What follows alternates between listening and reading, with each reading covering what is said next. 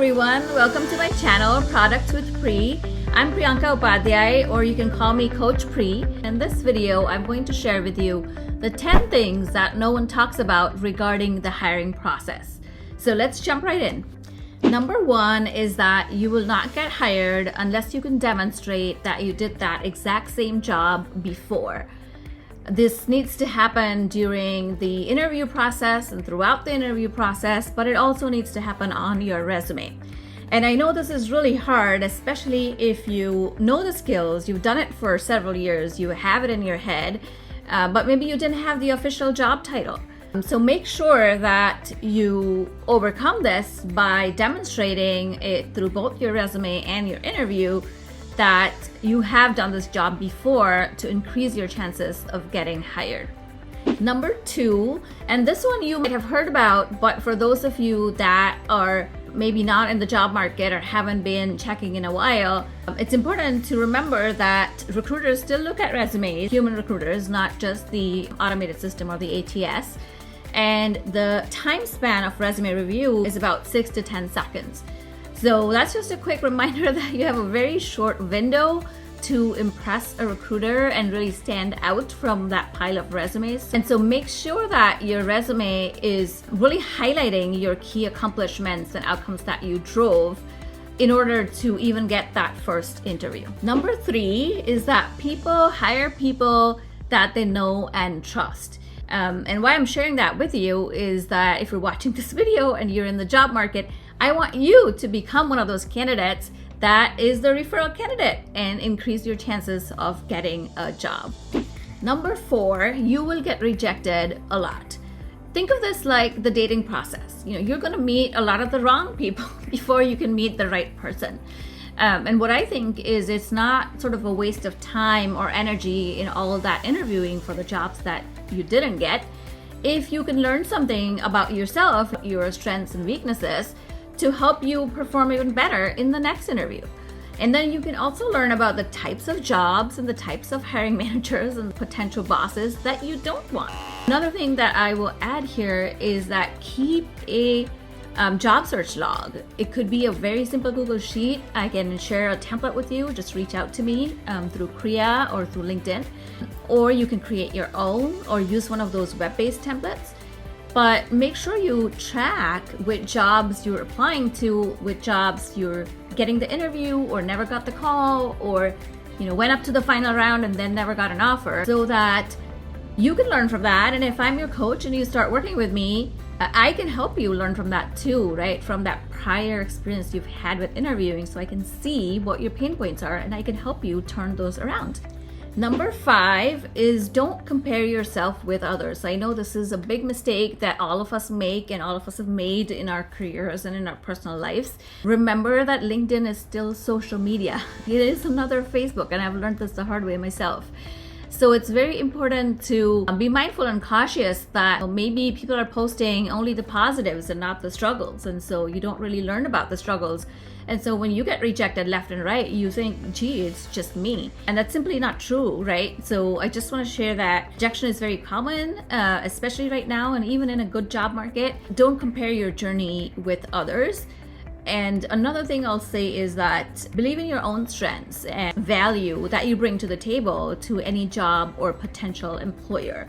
Because when you go at it from that angle, you're not afraid anymore of the competition, because what you bring to the table is really clear in your own head. Nobody is going to believe in you if you don't believe in yourself first. Number six is don't limit your job applications assuming that you are not qualified enough or you are underqualified for a certain job. There are a lot of statistics, as you might have heard, showing men apply to jobs when they are about 60% a job match to their qualifications, whereas women often wait for my qualifications have to match the job 90% before we even apply. Don't quote me on these numbers, by the way, but the point I'm trying to get across is that depending on our diverse marginal background, even if you might be a man coming from a marginal background that's not maybe well represented in tech, you could have the same challenges that women have as well, right? Where you are judging yourself, you are undervaluing yourself, and you're not applying to jobs that you think you're not fully qualified for, even though you might be. Number 7 is be proactive in your job search. I cannot emphasize how important this is. People might reach out to me with like, hey Priyanka, somebody's looking for a job or an internship. But I'm more likely to respond to them if they have done their research and they have a specific request saying, hey Priyanka, there's this job in Salesforce, maybe in this department. I looked up our networks and it looks like you might know somebody in that department, or you might know this recruiter or this hiring manager. Are you willing to share some insights?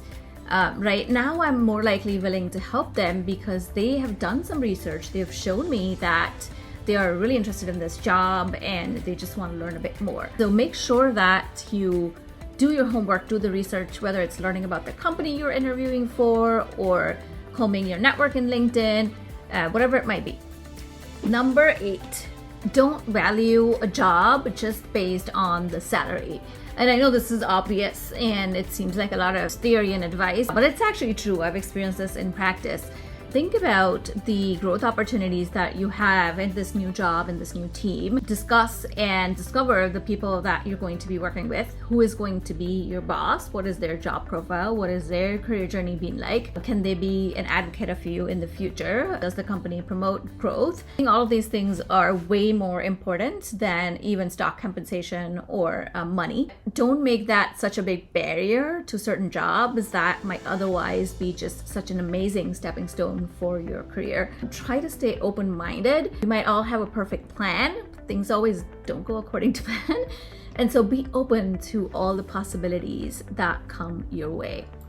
Number 9 is keeping in mind that bias exists throughout the hiring process, be it job descriptions or resume reviews or first round interview, final round interview. It's always there. And the first step to overcoming bias or reducing bias in ourselves and in others is to recognize that it exists. So this is a very, again, self-aware mindset that you can go into interviews with and even approach the resume process with. Because what you want to do is tackle those biases so that you will get that interview call despite the person's biases, right? As Mahatma Gandhi said, we can't change other people, we can only change ourselves.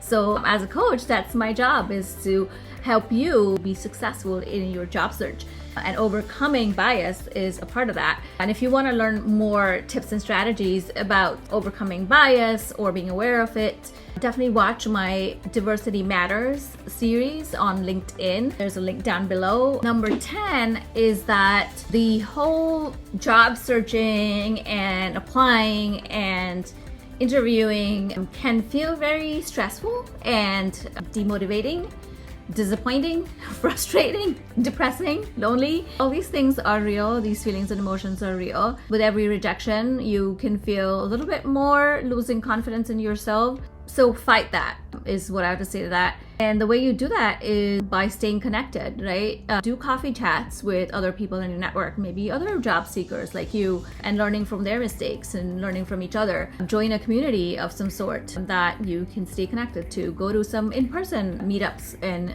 events that you can connect with people. And also, don't feel like you have to struggle through this alone. Know that your network is here to support you. I'm here to support you. You're not alone in this, and keep yourself surrounded by that support circle, so that you can keep taking those steps forward until you land your next job.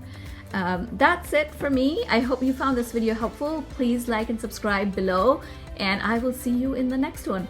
Thanks for watching.